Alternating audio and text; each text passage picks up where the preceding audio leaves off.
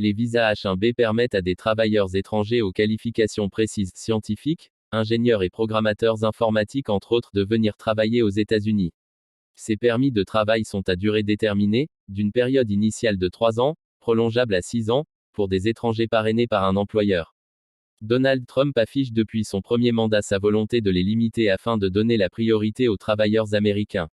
L'idée générale, c'est que ces grandes entreprises de la tech ou d'autres secteurs ne formeront plus de travailleurs étrangers, a expliqué le ministre du Commerce Howard Lutnick, aux côtés du président américain dans le bureau ovale, en assurant que toutes les grandes entreprises sont partantes.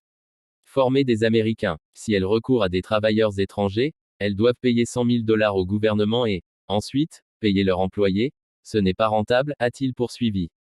Si vous voulez former quelqu'un, vous allez former un jeune diplômé d'une des grandes universités de notre pays, former des Américains, et arrêter de faire venir des gens pour prendre nos emplois. À lire aussi de centaines de Sud-Coréens arrêtés lors d'un raid sur un chantier Hyundai aux États-Unis.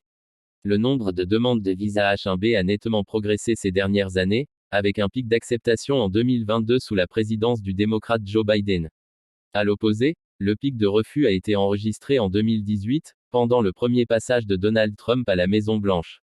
400 000 visas approuvés en 2024. Les États-Unis ont approuvé environ 400 000 visas H1B en 2024, dont les 2/3 étaient des renouvellements.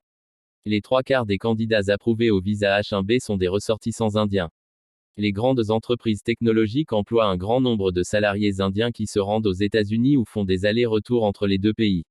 Les entrepreneurs de la tech, y compris l'ancien allié de Trump, Elon Musk, ont mis en garde précédemment contre les ciblages des visas H1B, affirmant que les États-Unis n'ont pas suffisamment de main-d'œuvre qualifiée sur place pour les besoins du secteur. Selon une copie du décret signé par Donald Trump, des frais seront exigés pour ceux qui cherchent à entrer dans le pays à partir de dimanche, la ministre à la Sécurité intérieure Kristi Noem pouvant exempter des individus, des entreprises ou des secteurs entiers.